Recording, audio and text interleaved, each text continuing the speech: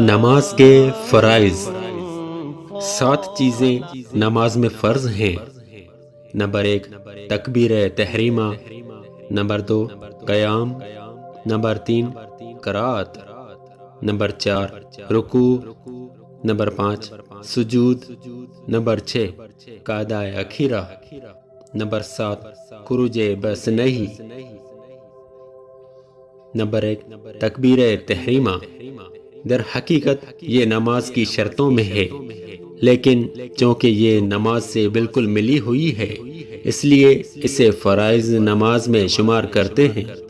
تو یوں سمجھ لو کہ نماز کی سب شرطیں یعنی طہارت، استقبال قبلہ، ستر عورت، وقت، نیت، یہ سب چیزیں تکبیر تحریمہ کے لیے شرط ہیں، اور تکبیر تحریمہ نماز کے لیے شرط ہے، یعنی تکبیر ختم ہونے سے پہلے ان شرطوں کا پایا جانا ضروری ہے۔ اگر اللہ اکبر کہہ چکی اور ان میں سے کوئی شرط نہ پائی گئی تو نماز شروع ہی نہ ہوگی۔ مسئلہ: لفظ اللہ کو اللہ یا اکبر کو اکبار کہا تو نماز نہ ہوگی۔ نمبر 2 قیام یعنی کھڑا ہونا۔ کمی کی جانب اس کی حد یہ ہے کہ ہاتھ پھیلائے تو گھٹنوں تک نہ پہنچے، اور پورا قیام یہ ہے کہ سیدھا کھڑا ہو۔ مسئلہ: فرض وتر اور سنت فجر میں قیام فرض ہے کہ بلا عذر صحیح بیٹھ کر یہ نمازیں پڑھے گی تو نہ ہوگی۔ مسئلہ: کھڑے ہو کر نماز پڑھنے کی قدرت ہو جب بھی بیٹھ کر نفل پڑھنے کی اجازت ہے، مگر کھڑے ہو کر پڑھنا بہتر ہے کہ حدیث میں فرمایا ہے بیٹھ کر نماز پڑھنے والے کی نماز کھڑے ہو کر پڑھنے والے کی نصف ہے، یعنی ثواب آدھا ملتا ہے۔ البتہ قیام اس وقت فرض نہ رہے گا کہ انسان کھڑا نہ ہو سکے یا سجدہ نہ کر سکے، یا کھڑا ہو سکتا ہے مگر اس سے بیماری بڑھتی ہے، یا دیر میں اچھا ہوگا، اتنی تکلیف ہوگی کہ برداشت سے باہر ہے، یا کشتی یا جہاز میں سوار ہے اور وہ چل رہی ہے اور چکر آنے کا گالے پہ گمان ہے، تو حکم ہے کہ بیٹھ کر نماز پڑھے۔ مسئلہ: اگر دیوار وغیرہ سے ٹیک لگا کر کھڑی ہو سکتی ہے، اگرچہ اتنا ہی کہ کھڑے ہو کر اللہ اکبر کہہ لے تو فرض ہے کہ کھڑی ہو کر اتنا کہہ لے پھر بیٹھ جائے۔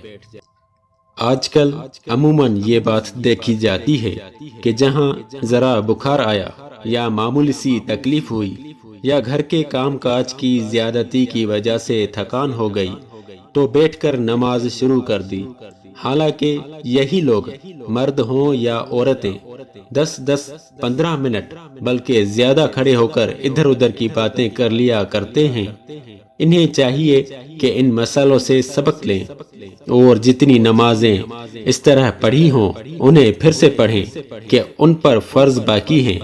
اللہ تعالیٰ توفیق عطا فرمائے۔ نمبر 3 قرات یعنی قرآن کریم پڑھنا، اور قرآن پڑھنے کا مطلب یہ ہے کہ تمام حروف اسی جگہ سے اور اسی طرح ادا کیے جائیں جو ان کے لیے مقرر ہے، تاکہ ہر حرف دوسرے حرف سے ممتاز ہو جائے اور پہچانا جا سکے۔ جس جگہ کچھ پڑھنا یا کہنا مقرر کیا گیا ہے اس سے یہ مقصد ہے کہ کم از کم آہستہ پڑھنے میں بھی اتنا ہونا ضرور ہے کہ خود سن سکے۔ اگر کسی نے اس قدر آہستہ پڑھا کہ خود بھی نہ سن سکی اور کوئی شور و غل وغیرہ بھی نہیں تو نماز نہ ہوگی۔ چھوٹی یا بڑی کسی ایک آیت کا پڑھنا فرض کی 2 رکعتوں میں اور وتر و سنت اور نفل نماز کی ہر رکعت میں فرض ہے۔ ہاں امام کے پیچھے نماز پڑھی جائے تو کسی نماز میں قرات جائز نہیں، یہاں تک کہ سورہ فاتحہ بھی امام کے پیچھے پڑھنے کی اجازت نہیں۔ نمبر 4 رکوع اتنا جھکنا کہ ہاتھ بڑھائے تو گھٹنوں کو پہنچ جائے۔ یہ رکوع کا کم سے کم درجہ ہے، اور عورت کے لیے رکوع میں یہی سنت ہے کہ پیٹھ سیدھی نہ کرے۔ جس شخص کی کمر جھک گئی اور حد رکوع کو پہنچ گئی، وہ رکوع کے لیے سر سے اشارہ کرے۔ نمبر 5، سجود یعنی سجدہ کرنا۔ پیشانی کا زمین پر جمنا سجدہ کی حقیقت ہے، اور اس کے لیے ناک کی ہڈی کا بھی زمین پر لگانا ضروری ہے، اور اگر کسی عذر کے سبب پیشانی زمین پر نہیں جما سکتی تو صرف ناک سے سجدہ کرے۔ پھر بھی فقط ناک کی نوک لگنا کافی نہیں، بلکہ ناک کی ہڈی زمین پر لگنا ضروری ہے۔ ہر رکعت میں 2 بار سجدہ فرض ہے، تو اگر ایک بار سجدہ کرنا بھول گئی تو نماز جاتی رہی۔ سجدہ سہو سے بھی یہ کمی پوری نہ ہوگی۔ کسی نرم چیز مثلا گھاس، روئی، قالین یا کمانی دار گدے وغیرہ پر سجدہ کیا تو اگر پیشانی خوب جم گئی، یعنی اتنی دبی کہ اب دبانے سے نہ دبے، تو جائز ہے، ورنہ نہیں۔ ریل کے بعض ڈبوں میں اسی قسم کے گدے کمانی دار ہوتے ہیں، اس گدے سے اتر کر نماز پڑھنی چاہیے۔ ایسی جگہ سجدہ کیا کہ قدم کی نسبت 12 انگل سے زیادہ اونچی ہے تو سجدہ نہ ہوا، ورنہ ہو گیا۔